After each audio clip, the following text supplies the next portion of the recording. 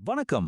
2027 census அதாங்க மக்கள் தொகை கணக்கெடுப்புக்கான HLB மொபைல் ஆப்ல சூப்பர்வைசர் மாடியூல எப்படி எந்த தப்பும் இல்லாம பக்காவா ஹேண்டில் பண்றதுன்னு தான் இந்த எக்ஸ்பிளைனர்ல நாம பார்க்க போறோம். ஒவ்வொரு ஸ்டெப்பாயும் ரொம்ப கிளியரா பார்க்க போறோம்.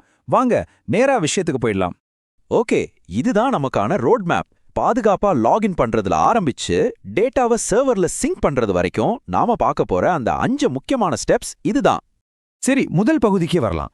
எந்த ஒரு டெக்னிக்கல் டென்ஷனும் இல்லாம சிஸ்டம்குள்ள எப்படி பாதுகாப்பா நுழையிறதுன்னு பாப்போம்.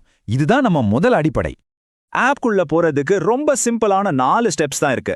முதல்ல உங்க யூசர் ஐடி அப்புறம் பாஸ்வேர்டை கொடுங்க. இதுல ஒரு சுவாரஸ்யமான விஷயம் என்ன தெரியுமா? அங்க இருக்கிற லிஸ்ட்ல இருந்து உங்களுக்கு பிடிச்ச ஒரு பேக்ரவுண்ட் கலரை நீங்க தேர்ந்தெடுக்கணும். ஆமாங்க, இது ஒரு கட்டாயமான அஃபிஷியல் ஸ்டெப். அப்புறம் கேப்சா கோட தப்பில்லாம டைப் பண்ணிட்டு லாகின் பட்டனை தட்டுங்க. அவ்வளவுதான். இப்போ நாம பாதுகாப்பா லாகின் பண்ணிட்டோம். அடுத்து உங்களுக்குன்னு ஒதுக்கப்பட்ட அந்த குறிப்பிட்ட கணக்கெடுப்பாளர், அதாவது எனுமரேட்டர் ரெக்கார்ட்ஸை எப்படி தேடி கண்டுபிடிக்கிறதுன்னு பார்க்கலாம். உங்க ஸ்கிரீன்ல இருக்கிற டிராப் டவுன்ல எனுமரேட்டர் பெயரையும் அதோட சேர்ந்த HLBயையும் செலக்ட் பண்ணிக்கோங்க. அப்புறம் HLB விவரங்களை பெற அப்படிங்கிற பட்டனை கிளிக் பண்ணுங்க. இங்க நீங்க முக்கியமா கவனிக்க வேண்டியது என்னன்னா, அந்த சம்மரி மற்றும் வெரிஃபை ரெக்கார்ட் பட்டன்கள். இது ரெண்டும் தான் ஒவ்வொரு குடும்பத்தோட டேட்டாவையும் நீங்க திறந்து பார்க்க போற சாவிகள் மாதிரி. இப்போ நாம ரொம்ப முக்கியமான ஒரு கட்டத்துக்கு வந்துட்டோம். ஒரு ஃபீல்டு சூப்பர்வைசரா உங்க வேலையில இதுதான் மிக முக்கியமான பகுதி. 34 என்னடா இந்த நம்பர்னு யோசிக்கிறீங்களா?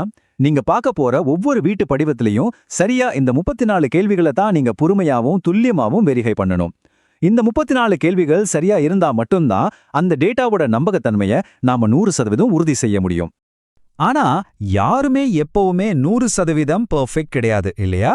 அந்த 34 கேள்விகளை செக் பண்ணும்போது ஏதாவது ஒரு தப்பையோ அல்லது முரண்பாட்டையோ பார்த்தா என்ன பண்றதுன்னு இப்ப பாப்போம்.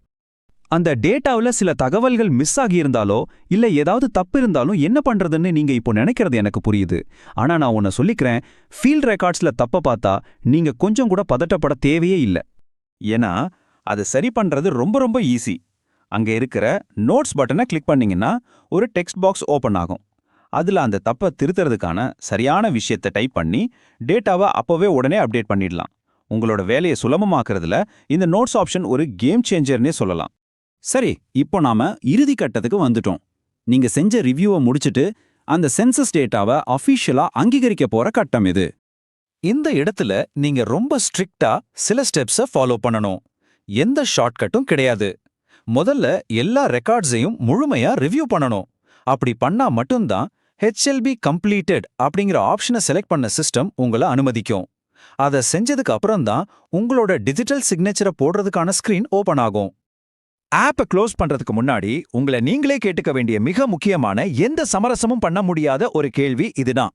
உங்களோட டிஜிட்டல் சிக்னேச்சரை எந்த பிரச்சனையும் இல்லாம வெற்றிகரமா கொடுத்துட்டீங்களா? சென்சஸ் பயணத்துல நீங்க மறக்கவே கூடாத ஒரு விஷயம் இதுதான். அந்த 34 கேள்விகளை நீங்க எவ்வளோ பர்ஃபெக்டா செக் பண்ணியிருந்தாலும் சரி, கடைசியா போடப்படுற அந்த டிஜிட்டல் சிக்னேச்சர் இல்லைனா உங்களுடைய அந்த கடின உழைப்பு சர்வர்ல பதிவாகவே ஆகாது. இது எவ்வளோ பெரிய பொறுப்புன்னு கொஞ்சம் யோசிச்சு பாருங்க.